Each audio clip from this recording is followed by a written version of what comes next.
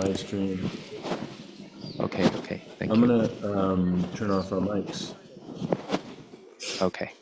So we're going live. Please be aware, anything you said is being live streamed, and we're gonna start the recording as well.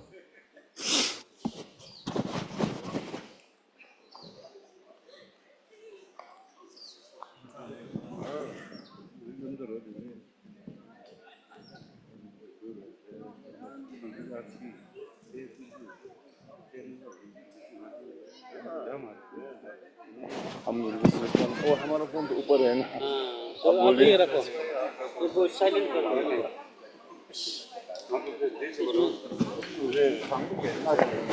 Passport क्या बहुत easy है pin code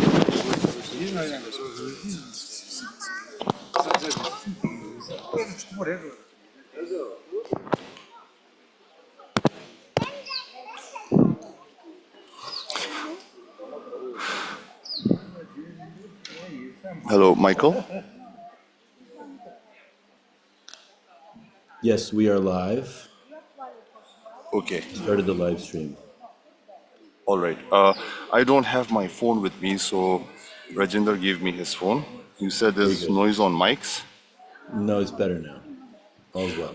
Okay, it's the second mic that I have. It was in my pocket, and I was Okay, running no around. problem. Very good. All's good. Okay, we are live on YouTube and Zoom. Okay. To everyone just arriving, welcome. Please stand by. The live stream will begin when Rinpoche arrives in approximately 10 minutes.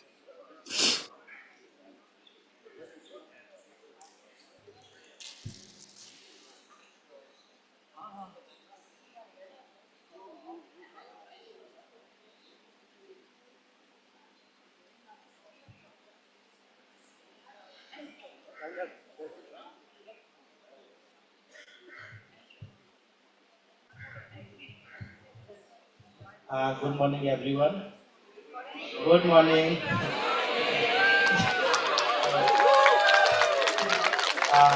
Thank you so much for joining us today. Before we officially welcome, we have some announcements to make.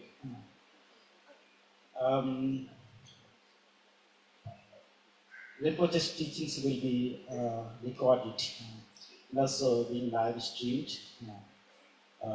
Thousands of people are watching online, and in order to have better recordings, we really request everybody, if you can put your phone on silence mode, that will be helpful.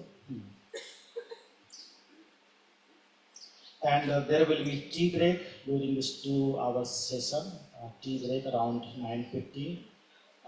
So I'm sure most of you are aware about the dining area, lower dining area. So usually the parking area in front of the office, go to the main temple, on turn right, there is dining area. So some snacks will be available, tea, coffee or something else will be available for sale. You can get these. Now, so the toilets there, if you want to use toilets, you can always move to dining area, please. Also, this corner here at the entrance of this garden, there is also one toilet that you can use. And we request everybody, please do not throw the toilet paper or sanitary pads or anything in the toilet itself. Otherwise, it will kind of block the, if you there's a dustbin kept there, so you can drop the toilet paper there. That's somebody request. And also drinking water available at, on the campus, 3 places in the dining area, in front of the office, and also in front of the L block. So it's filtered water, you can refill your water here. And if you have any, we are also working on waste management. If you have any garbage, please see the dustbins mindfully, the 6-7 dustbins there. So you can see where you can drop your garbage. And humble request, many of us brought the cushions from Deer Park Buddha shrines and other shrines. Please, if you brought, shrines from Buddha Hall, we request not to remove from there. It's not really good to bring these cushions around, from the sacred shrine. And Also, I know this space not really sufficient for everyone. Uh, we have also kept some chairs there. You can always sit there on the chair. And tomorrow morning, if you want to come, and you can come early. The main gate will always open in the morning at 7:45. So please request not to insist us to enter the venue, because our team really has to kind of set up the hall properly. So thank you, and if we have any announcements, we will come back later. Thank you.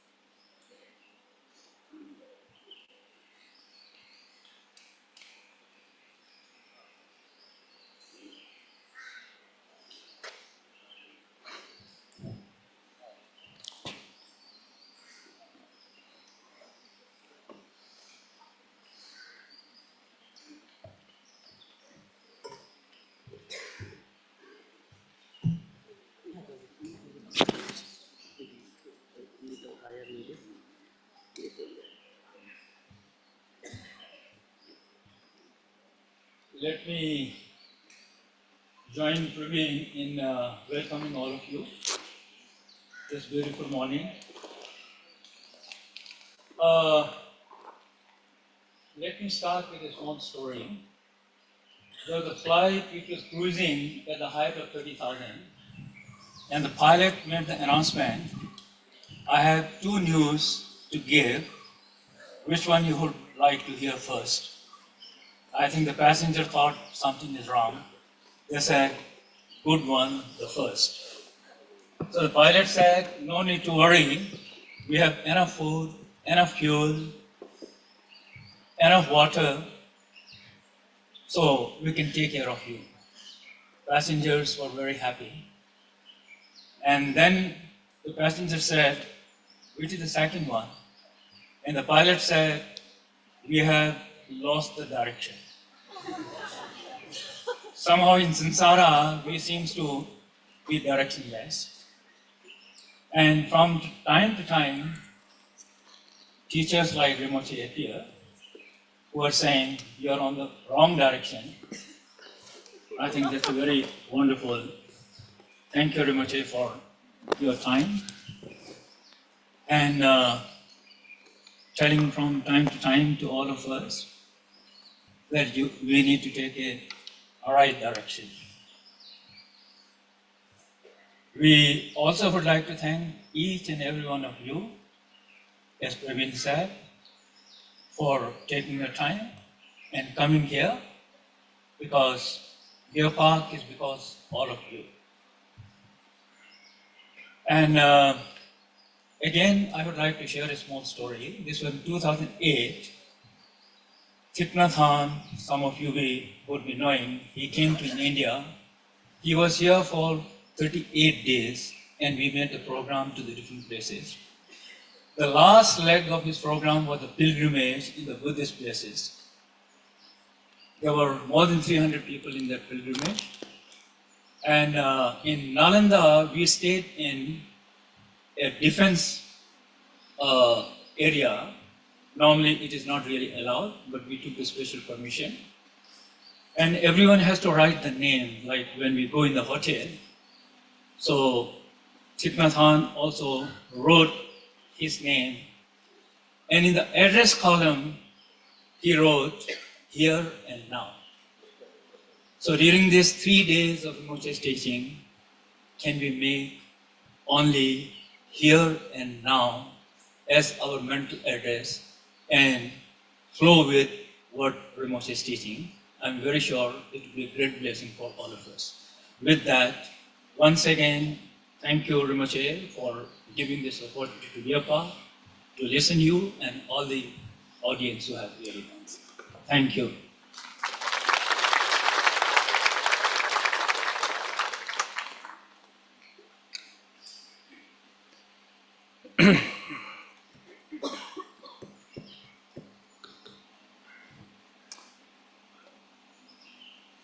Is it on? Is it on?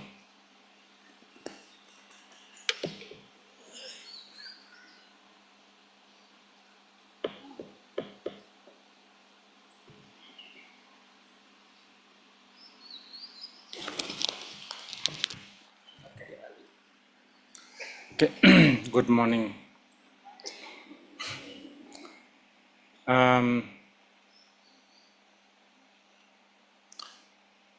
Actually, I'm not. Actually, the situation is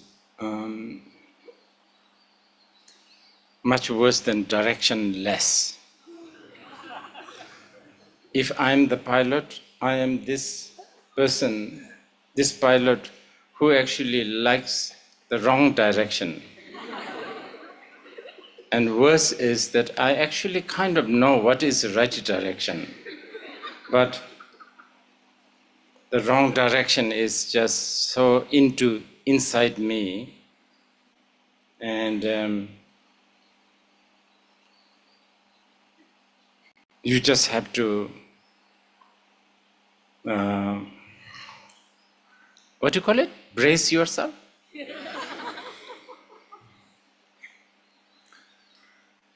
Okay.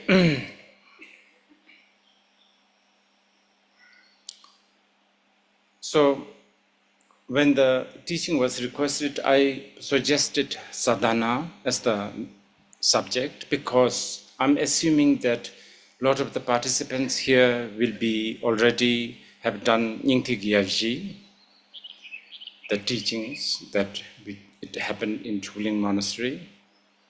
And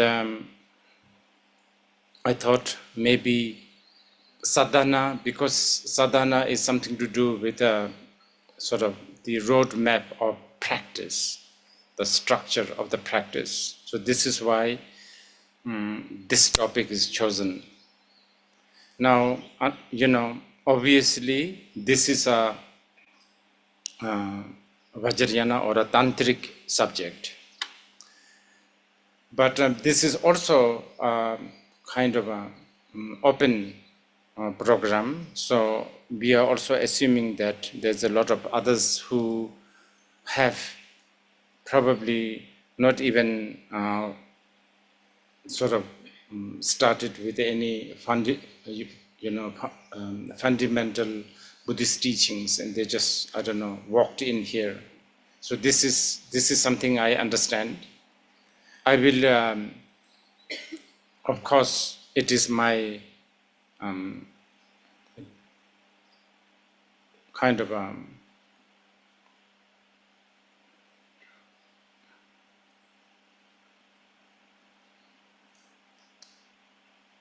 discipline to try my best not to reveal things that cannot be revealed to those who are uninitiated.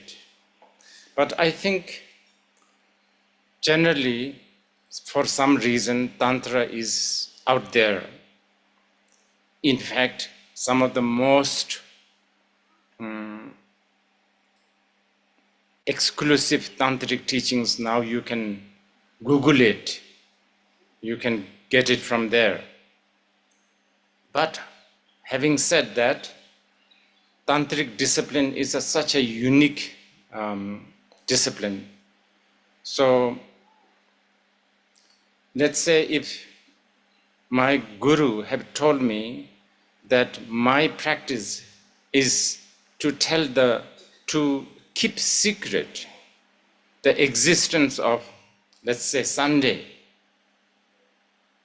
After Saturday comes Sunday. Before Monday comes Sunday. If my guru tells me that I have to keep the existence of Sunday secretly, I know this is almost it's impossible, it is ridiculous, but that's how the Tantra works, because it is a totally different kinds of, exercise or journey. And also, I need to take the opportunity to clarify and introduce for those who are very new to generally Buddhism and especially Tantra. I will take this opportunity. And this may be also helpful for those who consider seasoned Tantric practitioner, because many, many times the seasoned so-called Dharma practitioner, whatever tradition you follow, Tantric practitioners especially, we tend to forget the base, the foundation, we always forget. And I was just talking to a few people yesterday in the afternoon. The fact that culture and the language plays such an important role as a human, and there is bound to be a lot of cultural miscue. I have always said this, culture and the Dharma are two different things. If you want to drink a glass of water, if you want to drink water, you need some sort of a container like a glass, even scoop with your hand it will do, but whatever, something to drink, use to drink the water. But the water is more important, right, for the thirst, not really the cup or the whatever the tool you are using. But you cannot also dismiss the cup, because it really helps. It makes things easy.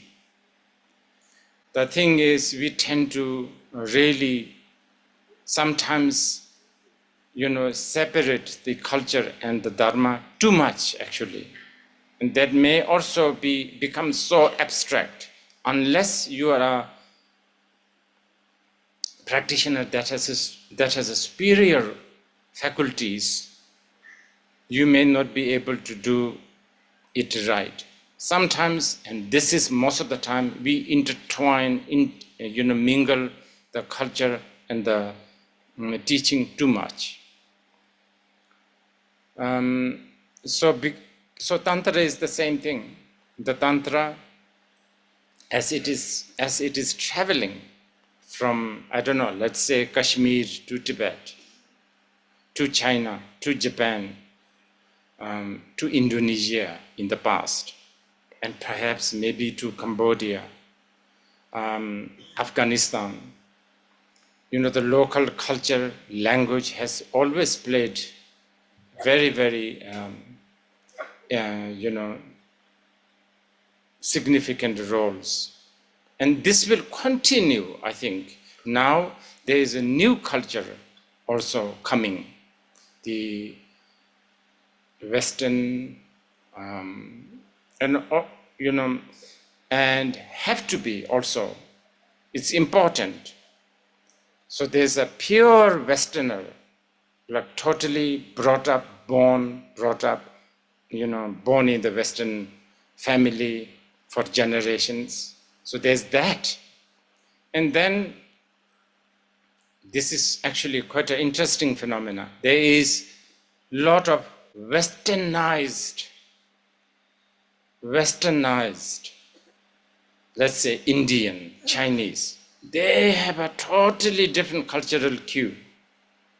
They have not really given up, sometimes consciously, sometimes unconsciously, the Asian way of thinking, Asian cultural cue. But they have been, from the very young time, they have been bombarded with the Western way of thinking. In fact, Hong Kong Chinese family who has a children will do everything to send their kids to the West to be, stuffed with all the Western cultural cue. And then this same family will be expecting this child will come back and act like the ancient Tang Dynasty Chinese way of thinking. So this kind of thing is always there. So because of that, Tantra has been also, I have to say though, many times in the midst of all this cultural misunderstanding and miscue and sometimes it's kind of also interesting. Sometimes things just appears interestingly and kind of also awakening and inspiring. But many times it has also created a lot of problems, which we will discuss. Okay. So because it's a tantric, sort of tantric related subject, the tradition, requires to do some sort of a supplication prayer. So, Deepa, is she here? Oh, can you do that? Are you going to do it? Yeah, you can do this. You have a mic? Okay. So, Deepa will do a short prayer. You can just have the calm, here and now attitude as Ajir have requested.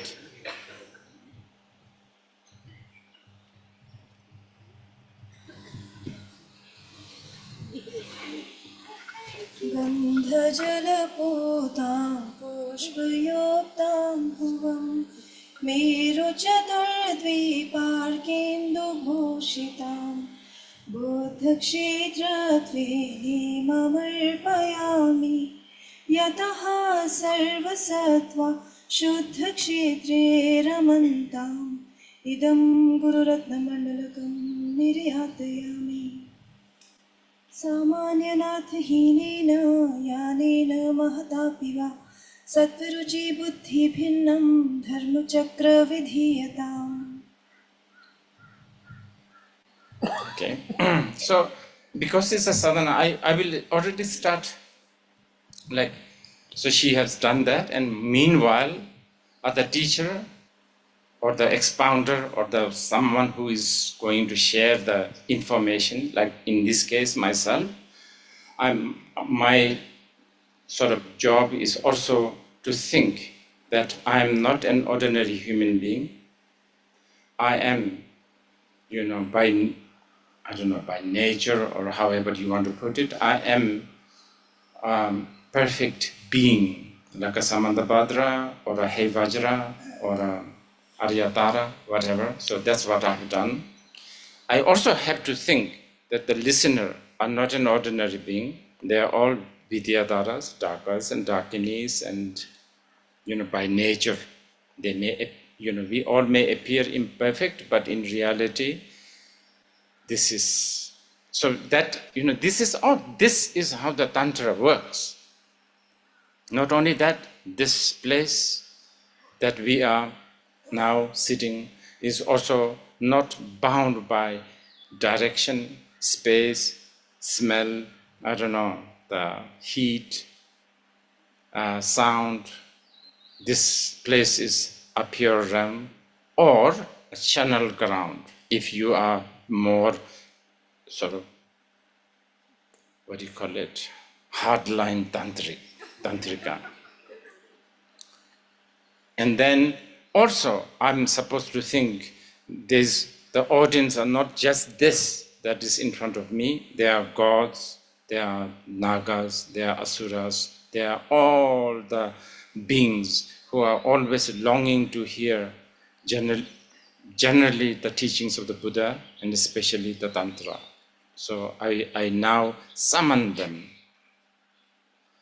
I'm sharing this as an information so that you have some kind of idea of what Tantra is, and it will set up the concept of sadhana. Okay, now the sadhana. Sadhana is translated as a drupthap in Tibetan. I don't speak Sanskrit at all, very, very few words. Sanskrit is such an important and amazing language. The a little bit of a Sanskrit that I know, I get so fascinated, just amazingly fascinated. And there's so much things to discover. I mean, the fact that India has something like 52 terms for mind. Each of them have its own nuances. That just says everything. I mean, if any of our psychologists, psychotherapists even go through some of these terms, it could really benefit, I think, a lot. Because right now, the term mind is something very vague. Some are very adamant about that being just a, brain function.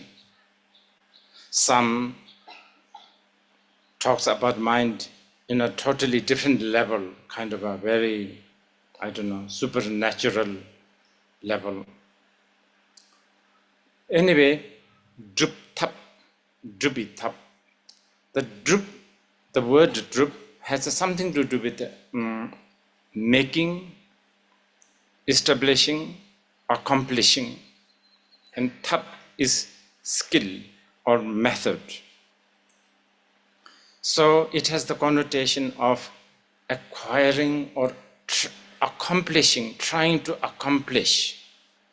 And in order to accomplish this, you use these tools, these methods. The classic example that the tantric teachings always gives us is, if you want a butter is sort of within the milk, but you need to do something. You can't just wait and ask the milk to turn into butter.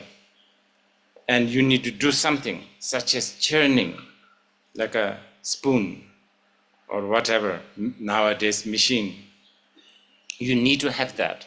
And many, many times, this is something so amazing, many times the skill or the method is almost like unlikely. Like if you have a water inside your ear, then you put a little bit of more water, and then, things like that. The skills are sometimes very contradictory and shocking and something kind of unlikely.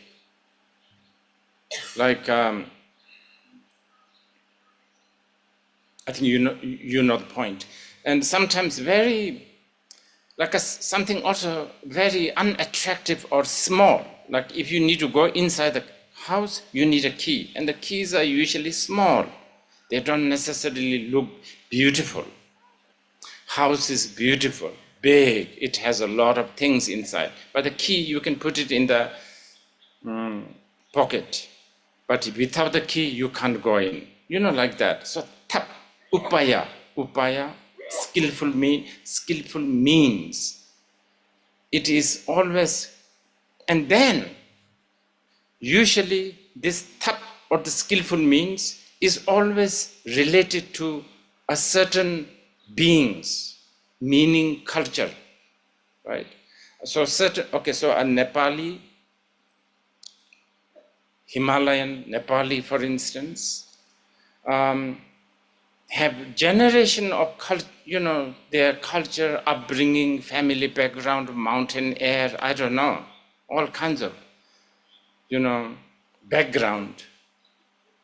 And for a probably I'm speaking about myself, for some of us, like in Nepal, like the moment you enter Bauda, you hear this endless bell or this all kind of smell of incense, butter lamp. Somehow it just makes you so soothing and so enchanting and just so magical. This may not necessarily work with some people from, I don't know, sorry, I can't think of example, from Auckland. Okay, this may not necessarily work. So skillful means is always related to things, a culture.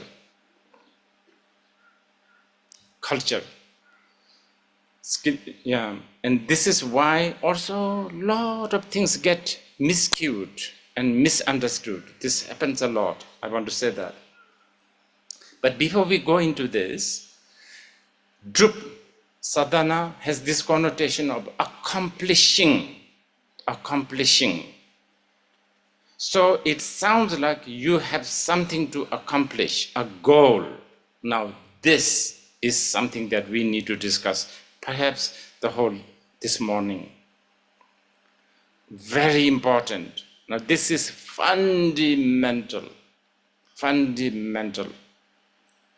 I have to now sort of talk few more steps to establish this goal.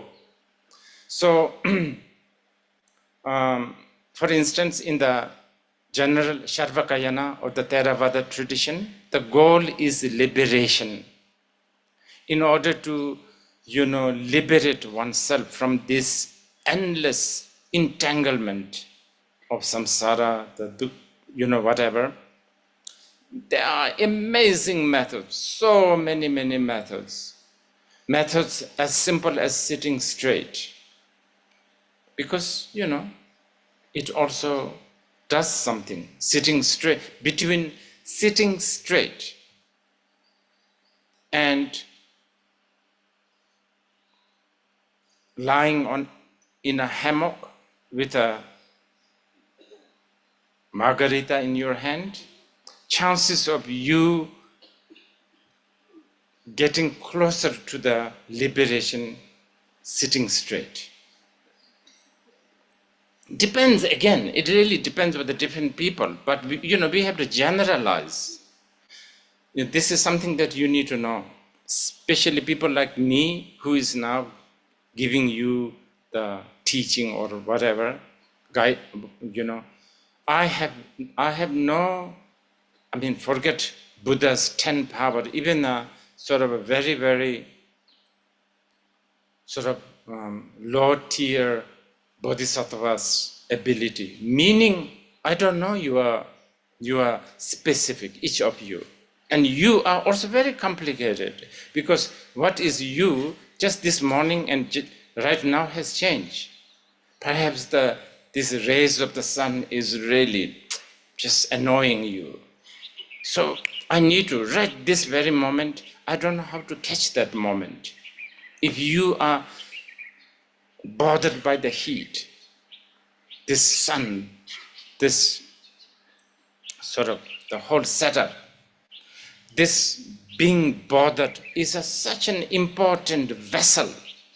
And if I am really a powerful bodhisattva, I will know how to use that vessel. Anything will do. You don't even have to come here with sorry, but calm and here now.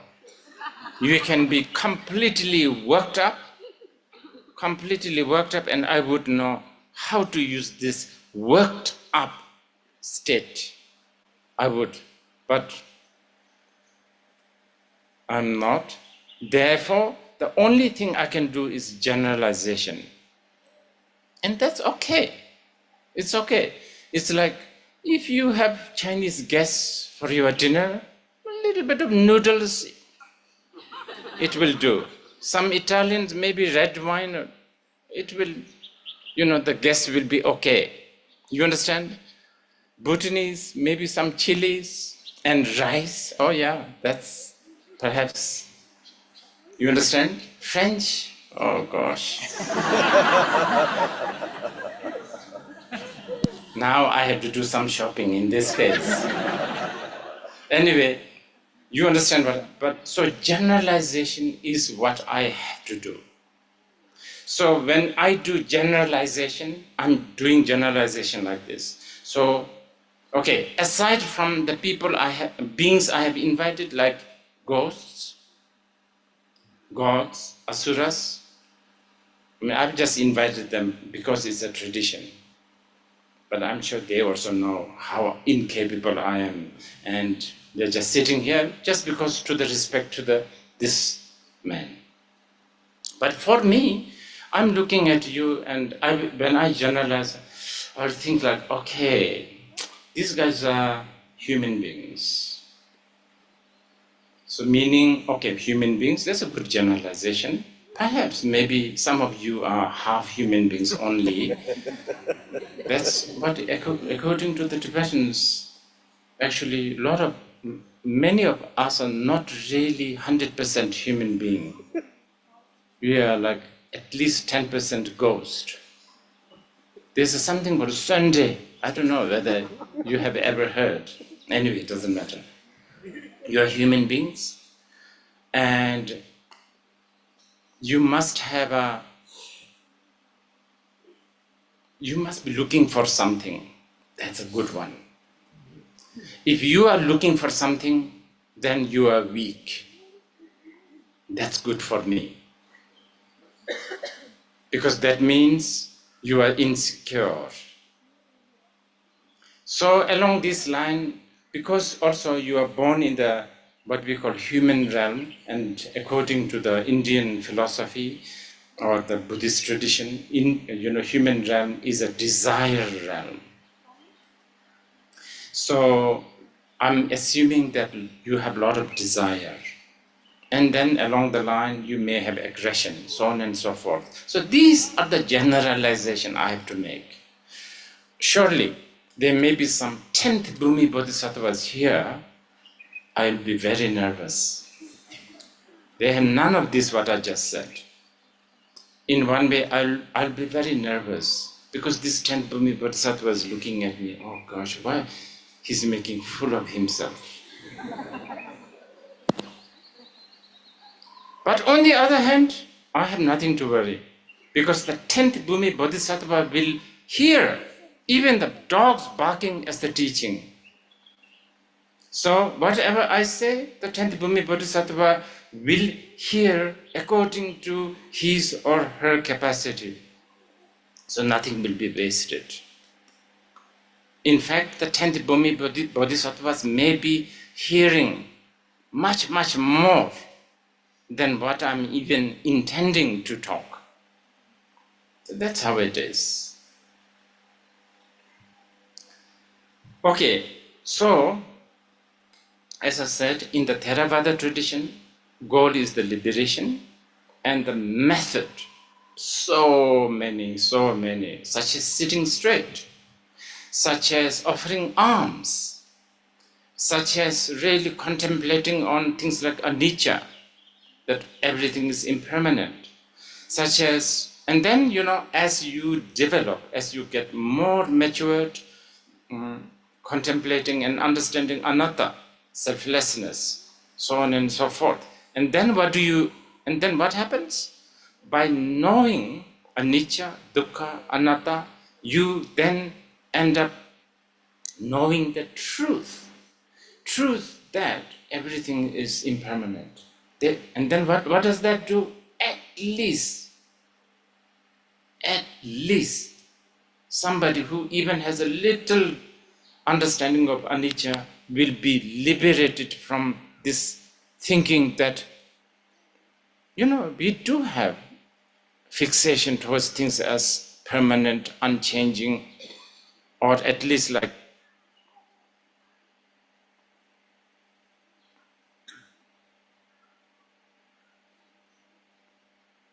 we all used to be just about a kilo. And now look at us. We have become like this. Oh my goodness. In about 20 years, we will look different. But we have always thought we are the same one. See?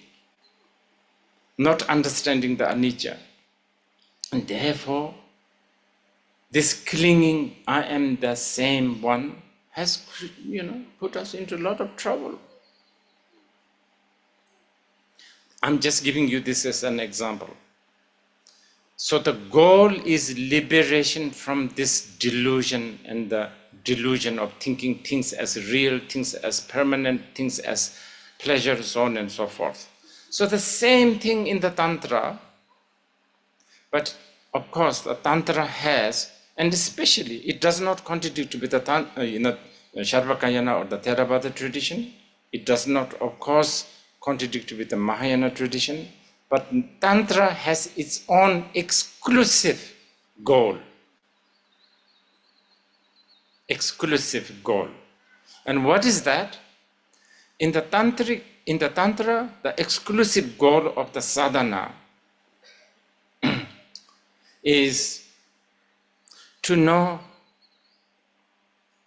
There's also many different kinds of tantric, sort of method, right? I'm only choosing few. So let's say, usually when we talk about a sadhana, we are always talking about a deity practice, deity. So we are coming to that one now, deity practice, or a deity practice, or practice of deity. So exclusive tantric goal is to really know that you are deity. That is the real goal. Meaning, you already have the goal. You just have to know that you have that. This is the real sort of the goal of the day, goal of the sadhana. It's very important because, so this leads us to the subject of deity. And deity has confused people so much. And it's kind of, like when the Muslims came to India and destroyed all those idols, from one angle, it's understandable. I have a little sympathy. You go to this country, and we all think we are the more civilized, right? Every nation, every society, we think we are exceptional. We have the right path. We have the right direction.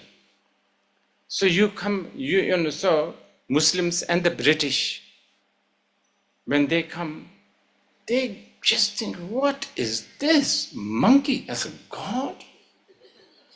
And looking at Shiva and Parvati, Uma, elephant god. Oh, these primitive people. They need to be saved. They need rescued.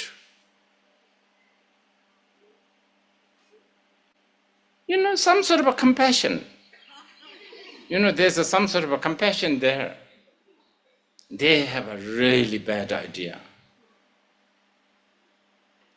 At least the Hindu gods that present day you have in India. I have a lot of things to say about this, but some of our Indian, maybe tomorrow or day after tomorrow. Can Indian audience remind me this? I have to say this just to annoy you guys. The Indians have caved in a lot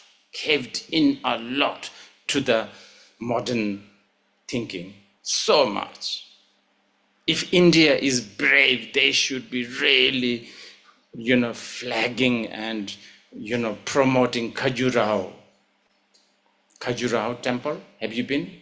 Now there is something mind-boggling. But, India is now trying to be part of the, G8, G9, G20, whatever. So you can't do that. So see, culture, politics, all this has an influence.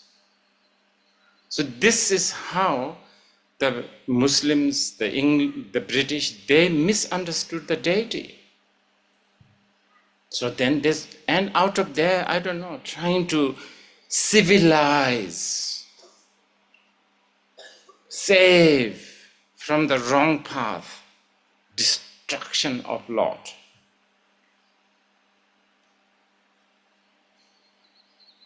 this has happened. So, but that's on a really sort of gross level. But on a subtle level also, deity is always misunderstood, even by the seasoned tantrika.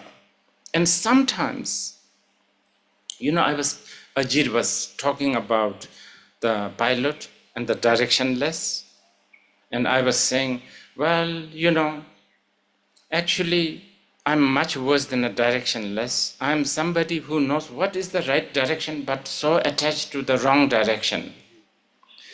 So I will immediately tell you this. I am someone who has studied past 60 years Tantra, relentlessly reading, just finished reading 9 days of Longchenpa's work. And I know that I am deity.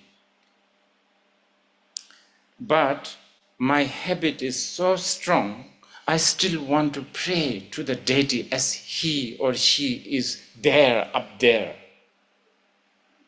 And I also tell you, yes, Manjushri is in front of you, Avalokiteshvara is in front of you. He and she or these deities is always going to save you, blessing, light, all of that. I'm so attached to this. And you are too. If I tell you you are deity, yeah, it might sort of give you a little bit of a, nice feeling, but immediately after 10 minutes you will come back to me and say, and then ask for help. And then if I tell you to pray like a theistic, confess, cry, throw flowers, burn incense. The Nepali temple goers, they actually burn the incense and bring right close to the nose of the statue and wave. It's kind of so beautiful, actually. I like that. I also do this put it in front of the Buddha's nose. Be like this. So that's what I mean. There's a struggle. I know what is the right direction, but the attachment to the wrong direction. Because, remember I said, human beings, insecurity. But then, this is, very complicated. Now, the modern world, wow. At least in the past, you have gods to blame to and talk to. Now the gods have been fired by the scientists. Now there's nobody. So then you begin to blame yourself. And then, destroying yourself. So on and so forth, right? Anyway, knowing and realizing and actualizing one is ourself, is the deity, is the goal of the sadhana. But now, what is deity? We need to talk about this. And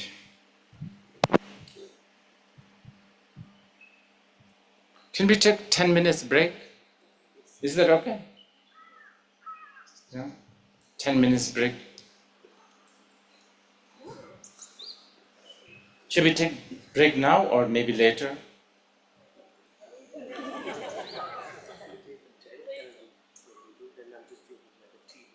Oh, okay. Well, she says don't take break, so.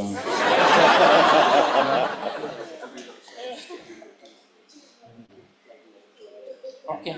Yeah, we can do that. Don't.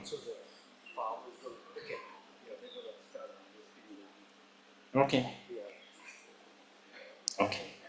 Let's talk about the deity. While it's still, please use the umbrella, whatever. So we are going to talk about the deity. Very, very, very important, difficult, but at the same time, actually so simple. It's ridiculously simple. And if you can get it, I think it will also really give you a real confidence to something called bliss. The deity is this. Okay. So let me try a few things, okay?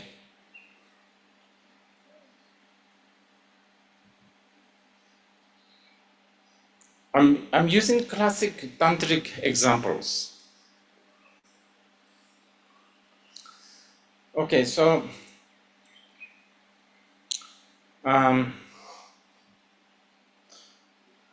this is a tantric phrase. A newborn baby will have no ability to chew solid food. So what do? You make it easy to swallow and interesting to swallow, such as sugar. Something, I don't know. You are the mother, you want your baby to survive. So solid food might actually kill the baby even. You don't want to, you want to be very careful. Okay? So let's say you are these babies. And today I'm the mother and I am giving you the food. In this case, I am supposed to tell you, I'm supposed to give you deity. Now, the solid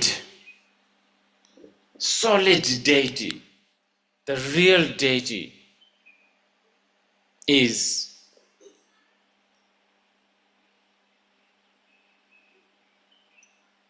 this, the sound that we hear, this knower of the sound, the one that is cognizing the heat.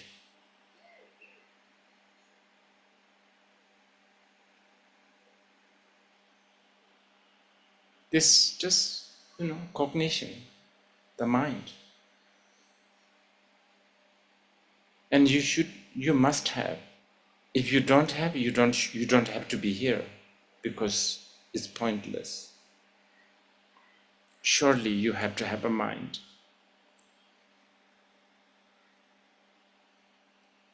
If you don't have mind, you don't have sadness, you don't have anger, you don't have hope, you don't have fear. You're just like a stone.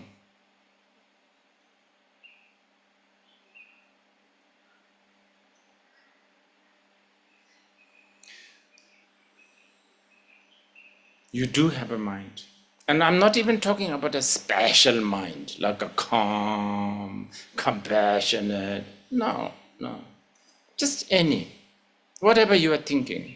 Hideous thing, blissful thing, inspiring thing, mundane thing such as the sound of the fan. This is the deity. But you see, now I've become the bad mother, unskilled mother, because I've given the 1-week-old baby a solid food. This solid food will choke the baby, probably to death, and the baby will never want it.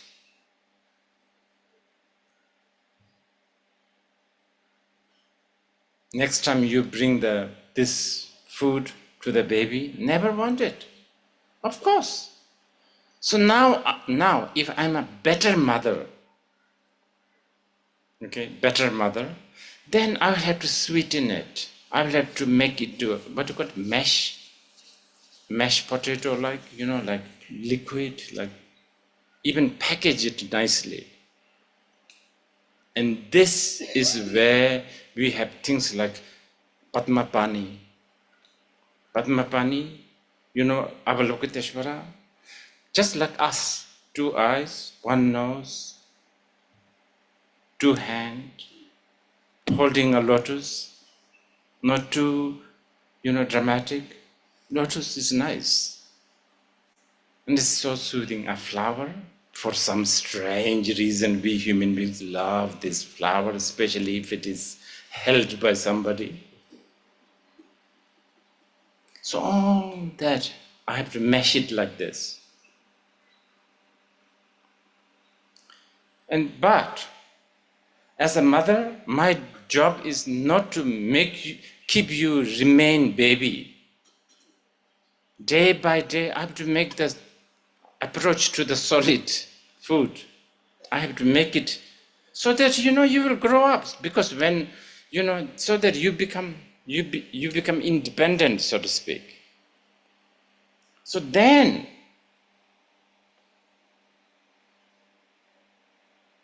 after 2 or 3 weeks, I will change Padmapani to Avalokiteshvara. Suddenly Avalokiteshvara 4 arms. Now that's much more dramatic, because we don't have 4 arms people walking around.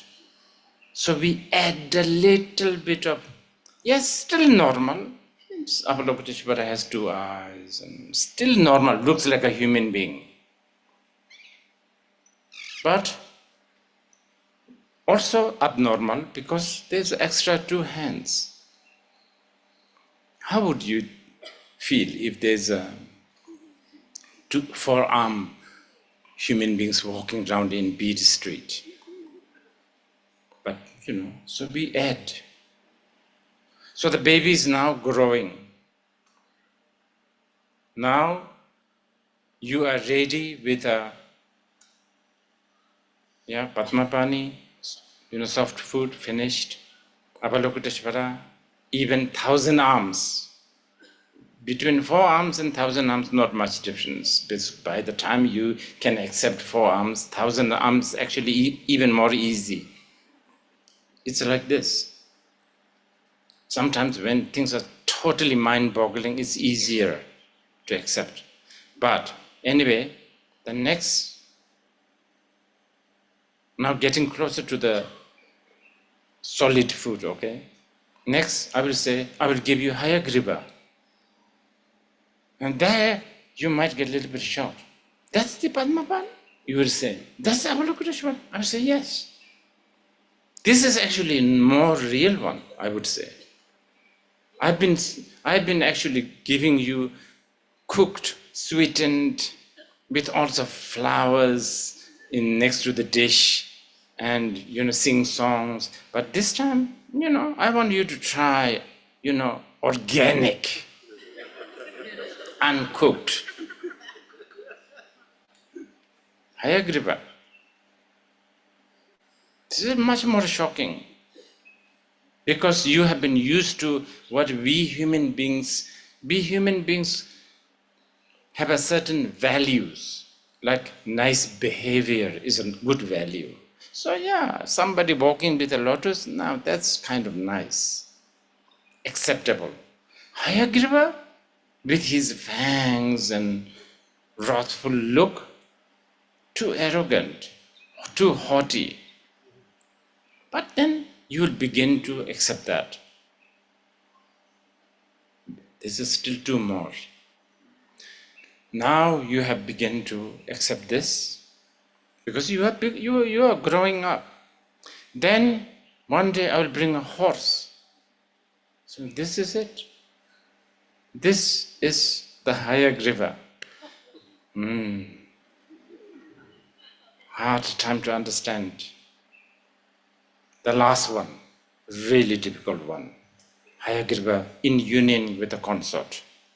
Why it's difficult? Because culturally we have a taboos. You don't go around having sex in the public, you understand? You don't, sex and stuff like this considered naked. It's not accepted. It's not politically correct. It's not ethically correct. You understand? This is. But let's say you accept that, and then next level. But actually, now I'm jumping to the next level of the Tantra. So that set is finished now. Okay, that's set.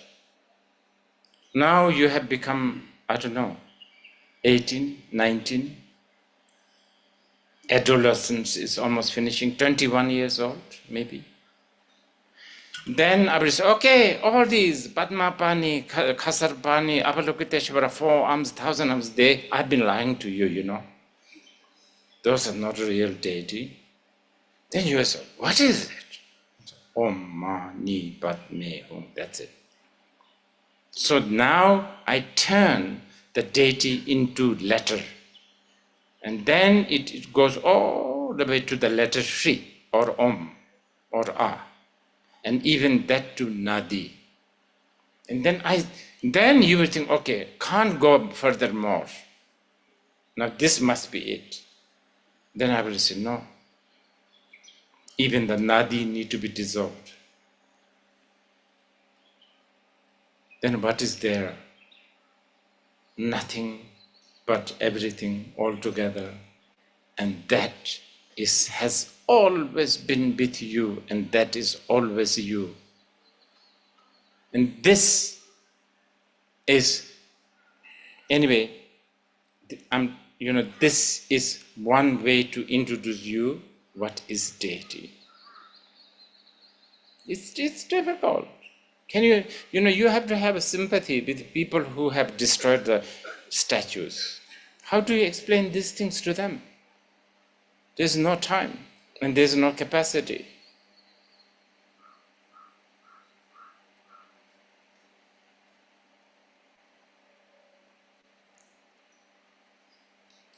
Okay, let's try more academical way of establishing the deity. What is deity?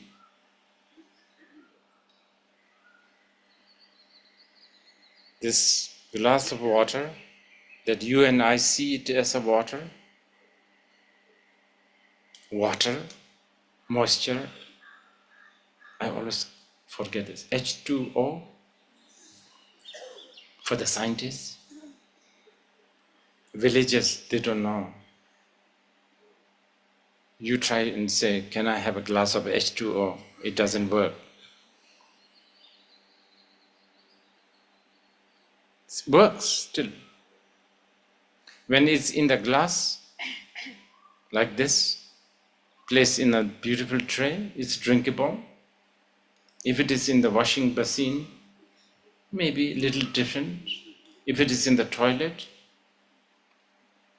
different attitude towards it. Can you see how many different things? And then more, if there's a fish inside, they have a whole different perception. That magic, that something can be everything. This is a deity. I hope I'm managing to introduce you the deity. Am I confusing you too much? I hope not. This is the deity. This what the tantric call magical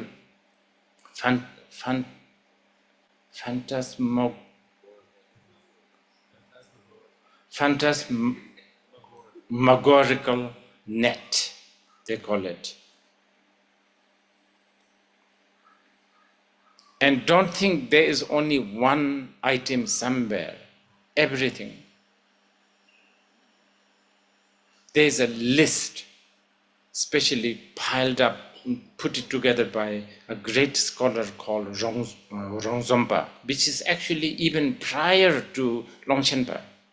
Such an amazing scholar. You should really read his. So beautiful. But it's really long-winded also. I enjoy reading all the list of what different beings see,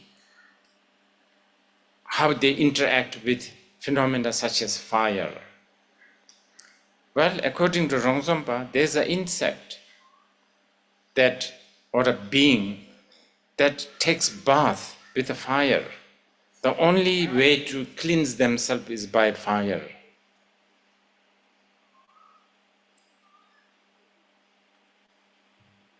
And this is true with everything, by the way. I really need to get this name of this tribe in Africa. I think for them, solid is liquid. Oh, good example. Those Mexican or the Mayan game, they have a game, competition, serious. And the winner is those whose head gets chopped off. You understand? Not the one who is chopping. One who loses the head is the winner.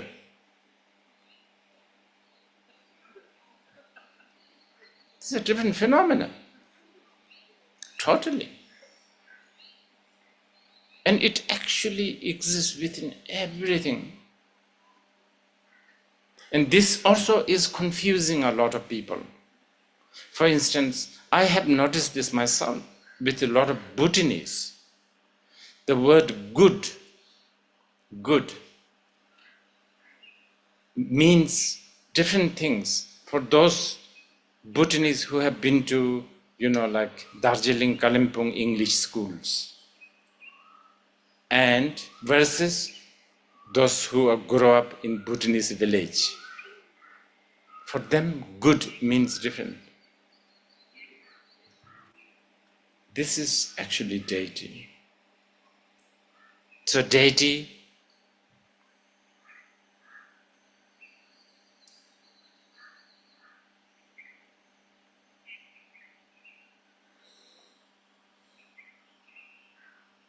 okay, so that's one way.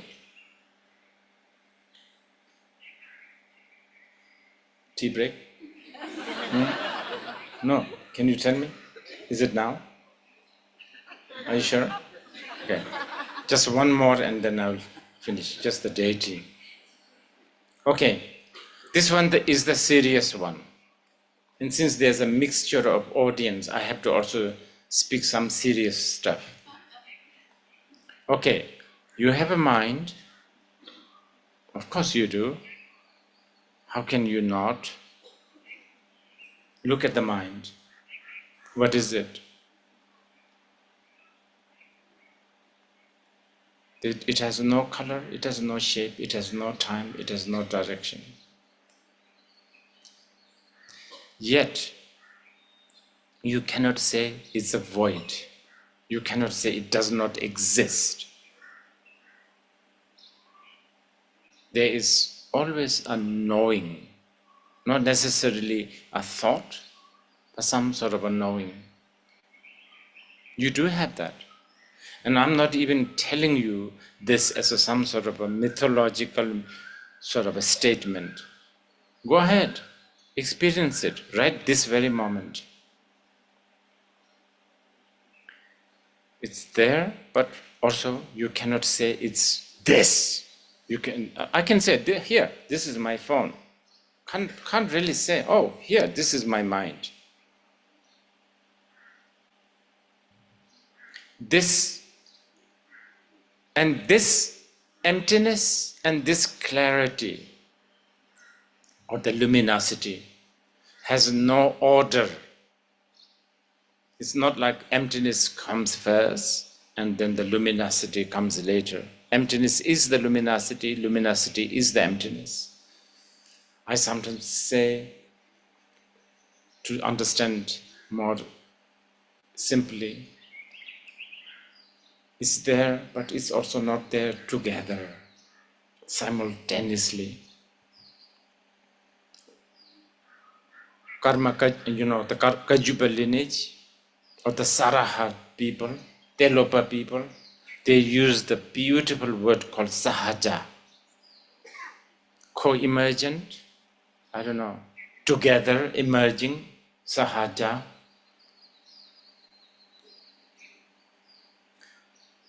Hlenche, hen, together, born. But the thing is, the moment I use the word together, your mind immediately decides there are two things. Because until you have two things, you can't have together, right? But actually there's no two things. But are you sure there's no two things? No, I'm not sure too. Because there's the emptiness aspect and there's the luminosity aspect. You have this. You cannot eject it. You can lose your finger if you want to. You can cut your hair. You can clip your nail. You can cut off a lot of your body or whatever, you understand? But this sahaja, you cannot lose it. And don't think that you Buddhists have it only. Everybody has it. Donald Trump has it. Dogs have it. Birds have it. Just because you have it doesn't mean anything. Until I say, hello, this is a spoon. Let's say you never know what this is. Until I say, you know, this is spoon and this is used for like this. Spoon you can collect millions of spoons. It's not going to work as a spoon. It's just probably you can use it for some other thing, but it will never function as a spoon. You have this Buddha, you have this deity, but until you have been told and you recognize it and you actually accomplish it, sadhana, you try to get hold of it, it's not going to function as a deity. So this is why even though you are Buddha, you don't act like one, you don't think like one, you don't speak like one, you don't eat like one, you don't shower like one, you don't plan like one, you don't strategize, you don't, I don't know.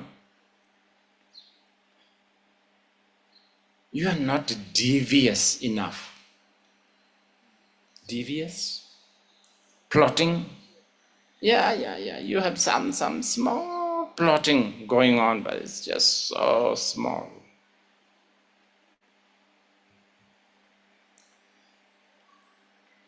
And then what happens? We forget this innate deity. And forgetting the innate deity means you actually get attached to the dualistic phenomena. And the dualistic phenomena then become like a dualistic solid phenomena. So, for instance, if day after day the Deer Park people come here and worship this screen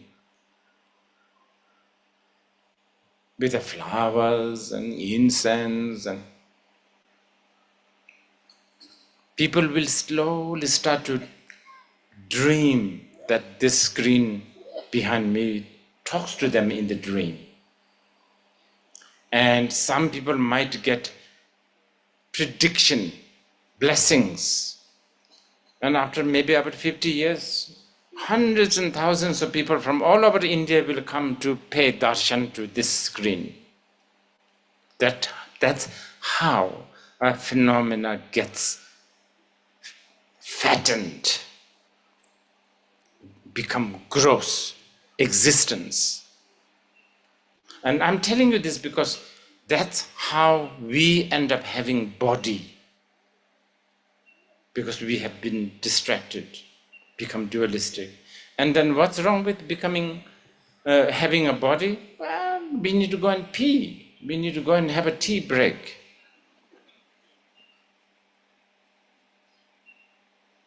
So that's what we are going to do. Tea break. Okay.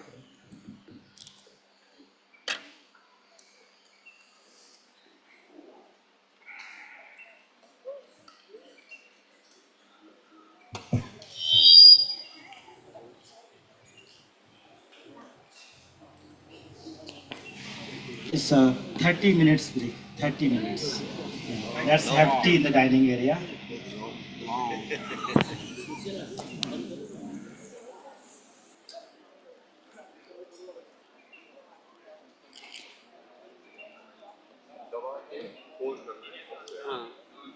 हाँ मेरा वाला तो हो गया, आपका भी होगा।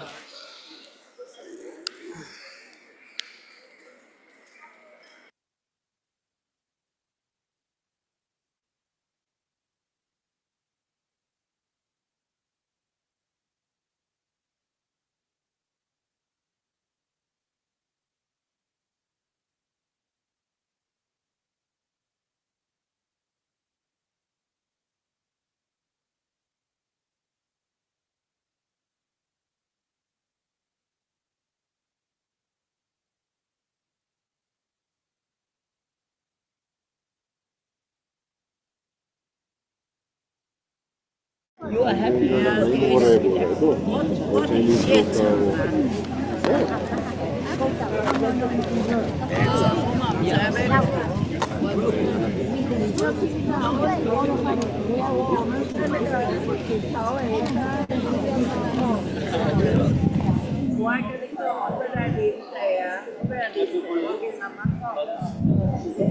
अभी ये माइकल कुछ बोल रहा है एक तो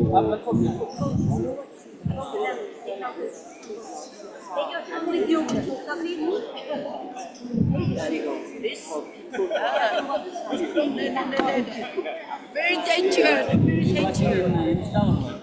No, I was there, but I saw it on your screen, and I think you could. Yes,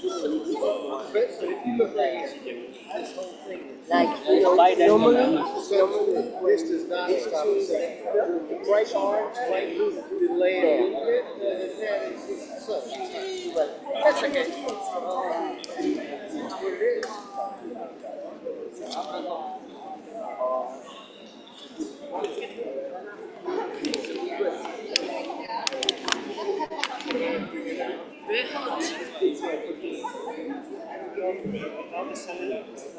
That's what it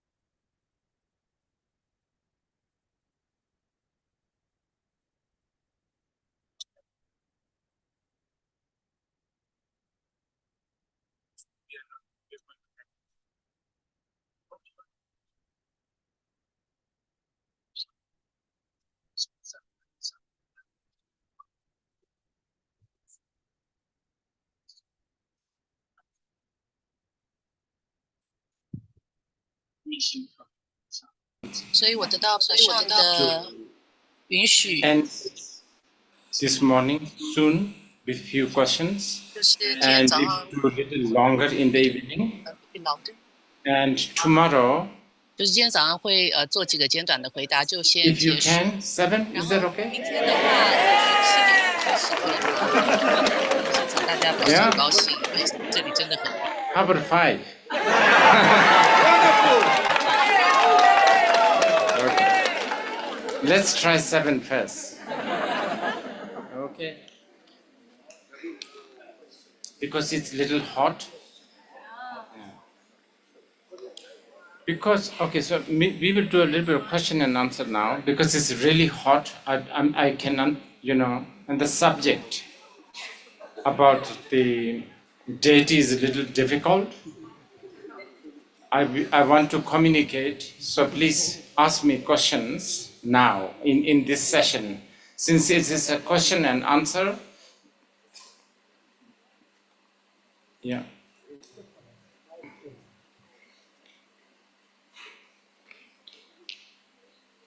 Buddhist mic, please. No question? Can you pass this?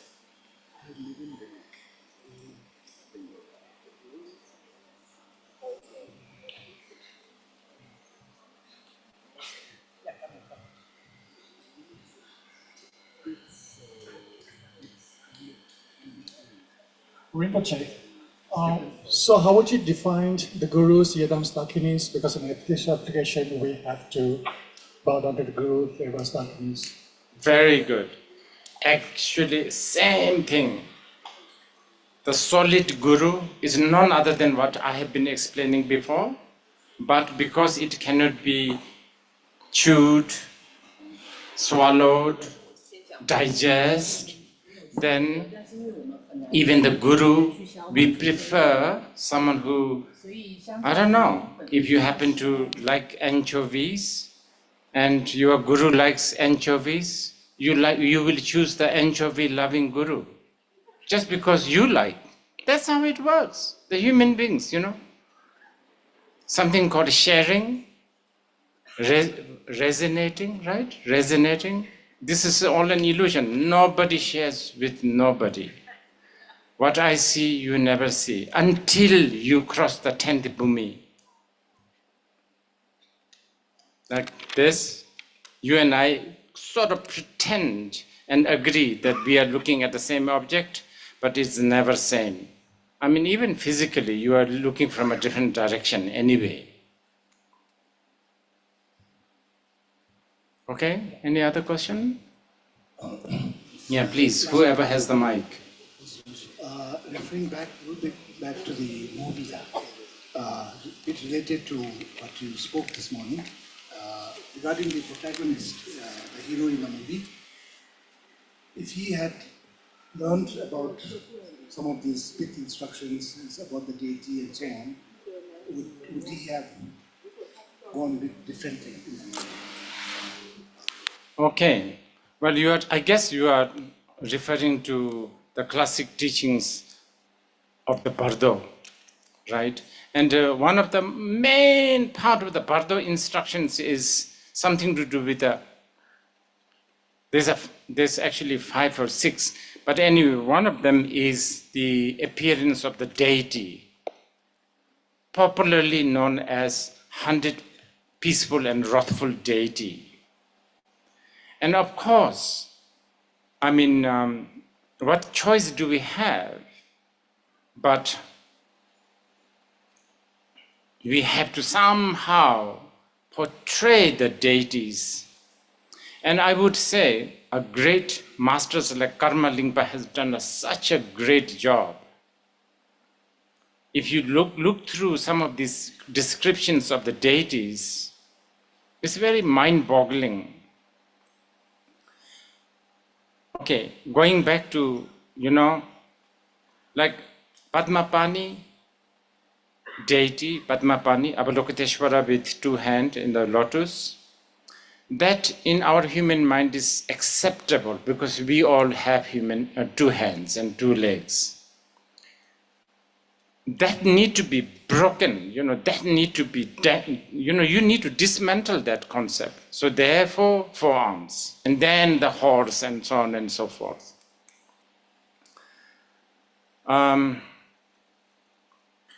Since we are talking, okay, because deity, this is just so vast. Once in Bhutan, a group of people wanted to build a Vajrayogini temple. And then I was saying, in East Bhutan, I was saying, okay, let's build it, but why not? Let's try not to have any statues except one letter Bam. Because that is actually more truer, if you like, more authentic Vajrayogini than this beautiful lady with a skull and all that. Anyway, when a person dies, when a person is dying, then your consciousness are definitely getting impact from not having your usual way of interacting with things. So it's definitely going to be really, really different. I mean, that much you can even experience if you're taking a hallucinogenic substance. Because when you take the hallucinogenic substance, your normal sense and sense consciousness is temporarily compromised.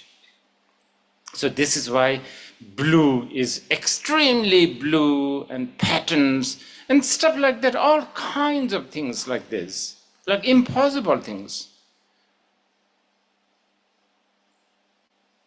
Since it's in my head, I will share this with you. Just about last year, in Canada, I took, for fun with some people, I took quite a big dosage. And I don't know, yes, this is it. Also, what mood you are in, I think. What mood? Because around that time, we were talking about ecology of the world, and the earth, and the water, and how the people are damaging, blah, blah. So around that time, I took the substance. And one of the very vivid experiences is that all these trees are talking to me. Of course, it's all in my head. And the trees are actually talking to me and say, we have a message that you need to deliver to the world.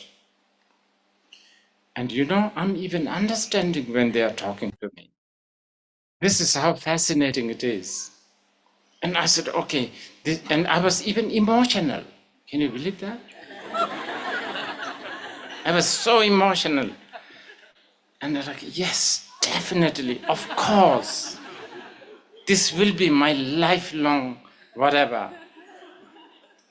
And I totally understand what they're saying, so to speak.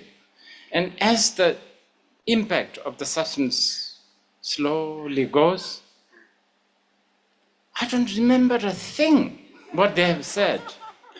Nothing whatsoever. That time it all makes sense. So when you are dying, obviously your sense and sense consciousness is like, disintegrating, falling apart, whatever you want to call it. Actually, it's, the Bardo people will never want to use words like falling apart. Actually, as Prasanna said, I'm quoting Prasanna. Is he here? Oh, as he said, not me. He said, oh, it's nothing. It's like, changing a tight, what was it? Long johns? Nothing more than changing the tight long johns. So when you change the tight long johns, yes, it's not really disintegration, it's not really, it's transforming, it's changing. It's like I'm looking this side, and I'm looking now here. You can call it, when I move my head here, death of this has happened, if you want to use the negative word. But it's not really a death, it's just shifting my head. And Prasanna used that language too, shifting.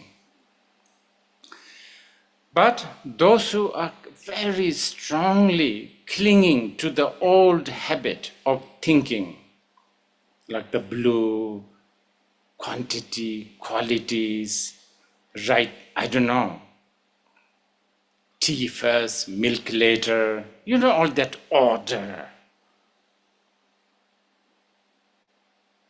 How to hold the chopsticks, which hand should hold what. If you are so clinging to this, yes, then you will go through, obviously, trauma, right? Because what if somebody suddenly think, it doesn't make sense why I have to brush my teeth? It's a big trauma, because whole 62 years you have been brushing your teeth. And then suddenly you realize there's no point.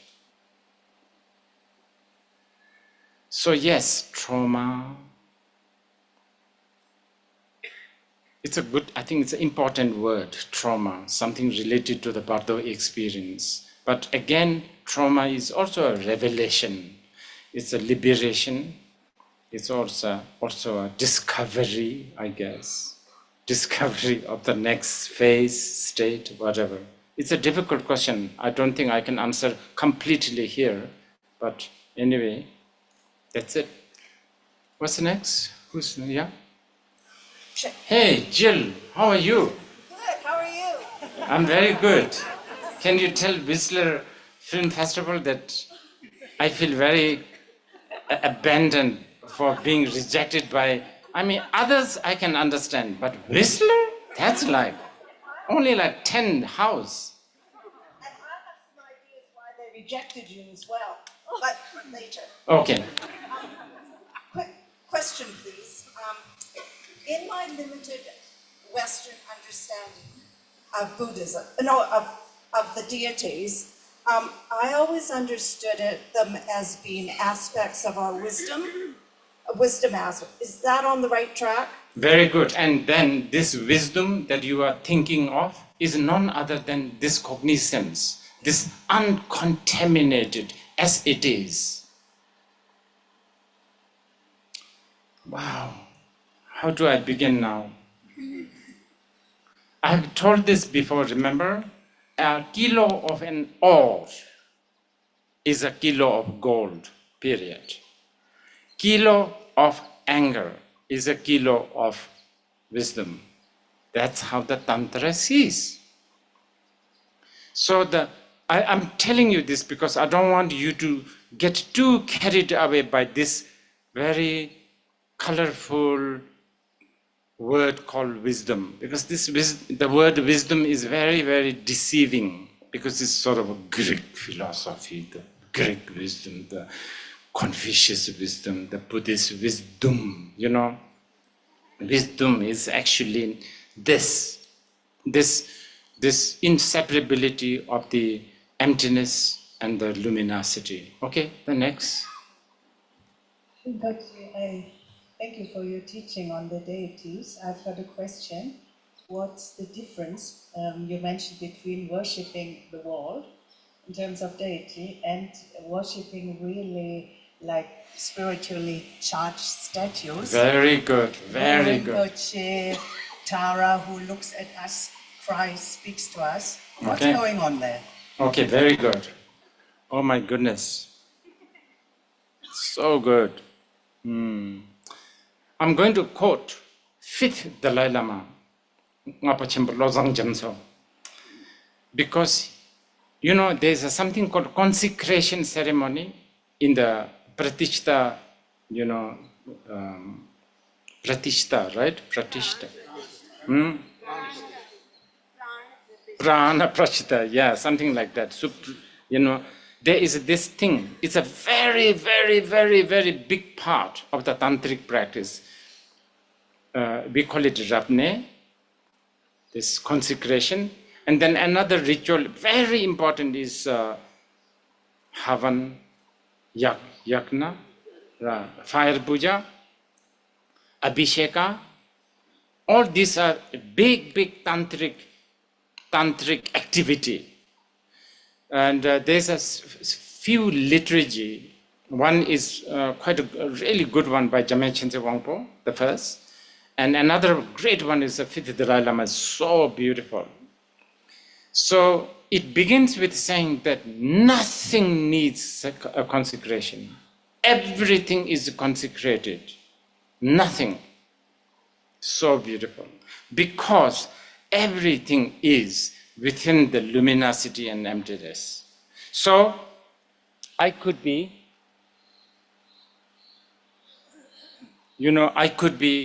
like with my right motivation of not wanting to entangle in the samsara. That's one. Also, right motivation of helping all the others not to be entangled with the samsara. That's also good motivation, but I can do better. I can do something like motivation of even wanting to be free from thinking to be liberated, myself and others, because that's a duality, because that's quite a high motivation. And then knowing, it doesn't matter, let's choose this fan. Thinking that this is none other than the sphere of emptiness and luminosity. And this too is the projection of my mind, which, as being a human, cultured to think that a rose is so beautiful, romantic, Valentine, I don't know, cost this much money, it's something so precious. You understand? And I'm going to think that this is,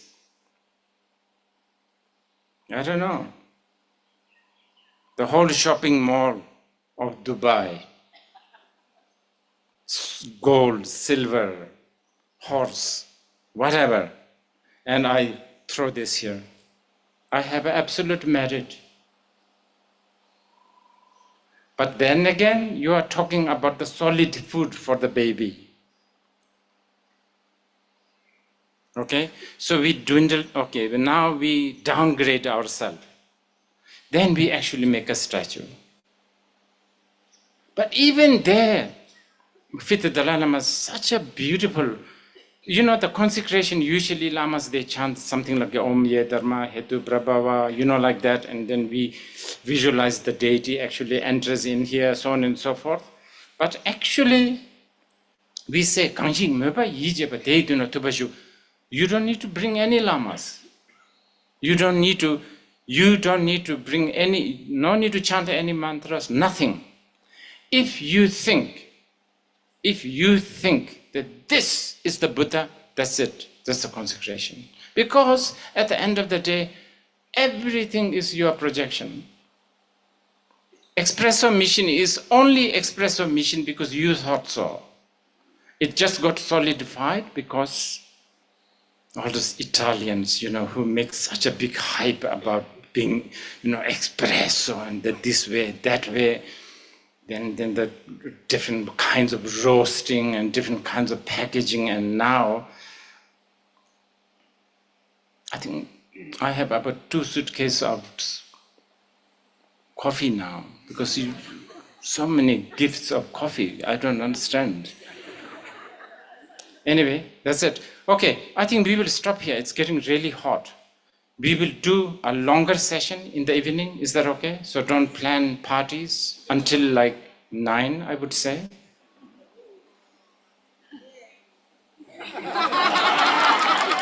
How about the dinner? When are we coming? 5? 5, 6, 7. I think maybe 8 you can plan your vodka after 8. Okay. Okay. I just talked about vodka. Tantra, you will realize some people, tantric people, you know, you will notice among the tantrikas, there's like vodka involved. This has got nothing to do with, Tantra loves alcohol. The only thing the Tantra kind of has a soft spot towards vodka or whiskey or whatever is because it's sort of, stuff like alcohol kind of gives you an artificial closeness to the reality of, I don't know, it just brings you closer to the authentic presence. That's why when you're slightly drunk, you feel like it's okay to take off your clothes. And that's more authentic, right? Because you didn't come down, when you were born with a tuxedo. You were naked. Okay, thank you.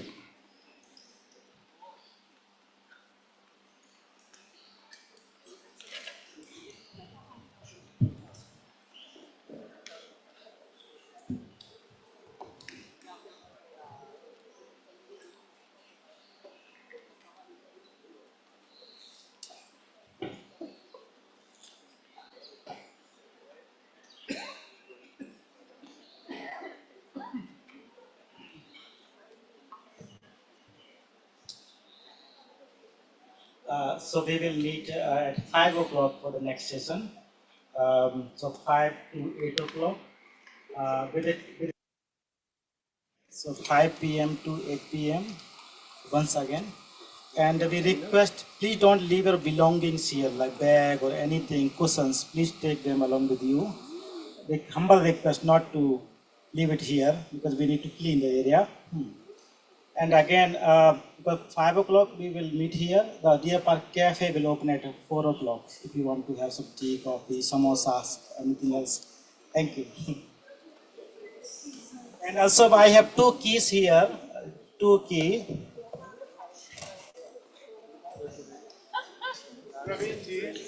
Can we leave our cushions so we don't have to resettle? No, please take them with you. So then we have to resettle afterwards. Yeah. First come, first serve basis, people can come.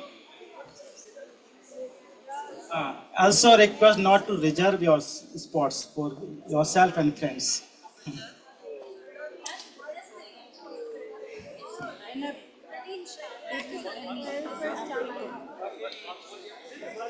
Someone else's? I have something for you.